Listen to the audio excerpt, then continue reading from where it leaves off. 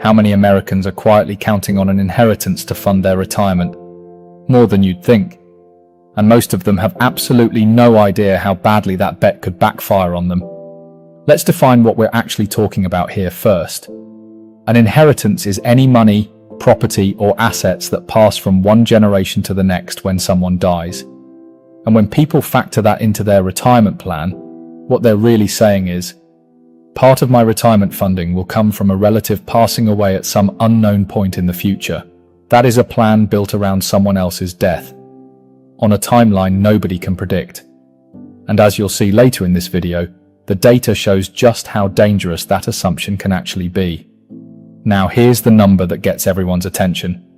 Over the next 20 years, roughly $84 trillion in wealth is projected to transfer between generations in the United States. That figure comes from Cerulli Associates, one of the most cited and respected research firms in the entire financial services industry.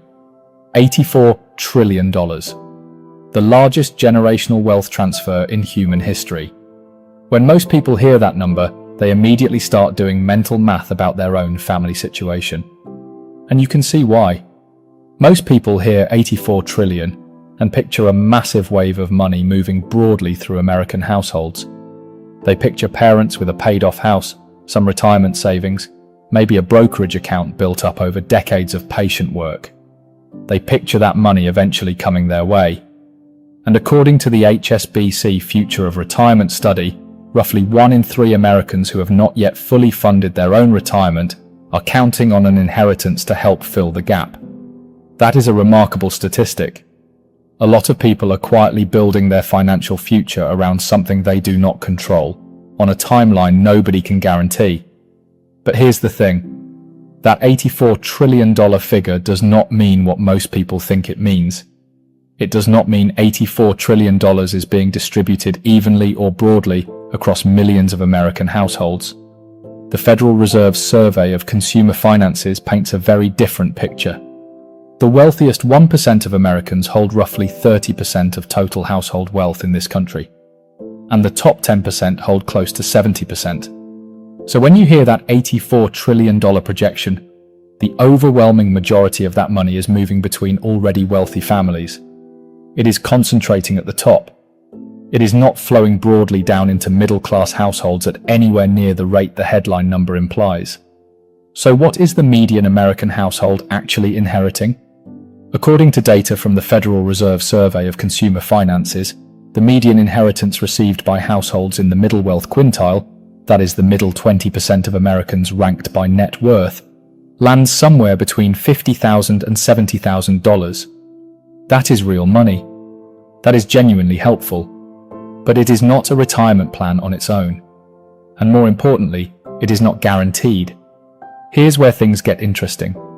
Even when an inheritance is coming, and that is genuinely not certain for everyone, most people significantly overestimate how much they will actually receive when the time comes. Here is why. Long-term care costs alone can reduce an estate by hundreds of thousands of dollars before a single dollar ever reaches an heir. The US Department of Health and Human Services has found that roughly 70% of Americans over age 65 will need some form of long-term care during their lifetime. A private room in a nursing facility now costs more than $100,000 per year in most parts of the country. An extended stay of 3, 4, or 5 years can hollow out a modest estate almost entirely before it ever has a chance to transfer to the next generation. That house your parents worked decades to own, it may end up paying for their care, not your retirement. And then there is the timing problem. You cannot build a retirement plan around an event with no fixed date. Your parents might live well into their 90s. They might face major health crises requiring a decade or more of expensive care. An inheritance might arrive when you are 72 instead of 62.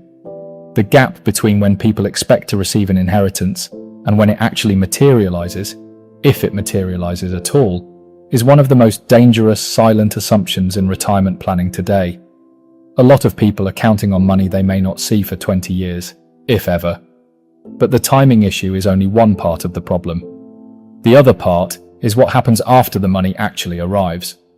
The National Bureau of Economic Research has published findings showing that a significant share of inherited wealth is spent down within a very short window after receipt, often within just 2 to 3 years. And we are not talking about people carefully moving that money into index funds and letting it compound for decades. We are talking about paying off lingering debt, covering unexpected household expenses, making major purchases, and in many cases, simply not having the financial habits or infrastructure to grow and protect a sudden windfall. Inheriting money and managing money are two completely different skills. And most people have never had to practice the second one at anything close to inheritance scale. So here is the number that should stop you for a moment. The Williams Group, a wealth consultancy that has studied multi-generational wealth transfer across thousands of family cases over several decades, found that 70% of all inherited wealth is gone by the end of the second generation. Completely gone. And 90% is gone by the third generation. Wealth that took an entire lifetime, sometimes 2 lifetimes, to build evaporates within 1 or 2 generations in the majority of families. This is not a fluke or an anomaly. It is documented, repeating, predictable behavior rooted in psychology, spending habits, and financial structure. And this is where things get deeply human. Inheritance is not just a financial transaction. It is an emotional event. When a parent or grandparent dies, the people involved are grieving. They are not sitting down to optimize their portfolio allocation. Family dynamics that have been quietly simmering for years can rise to the surface almost instantly when money enters the picture.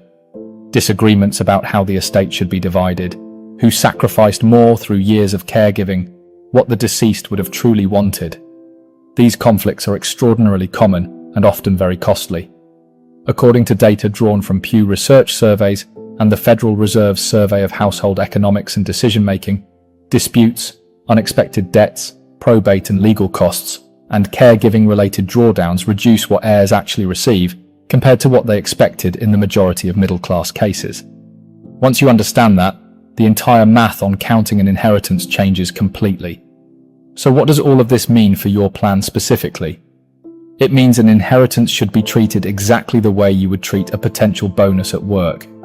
If it happens, wonderful.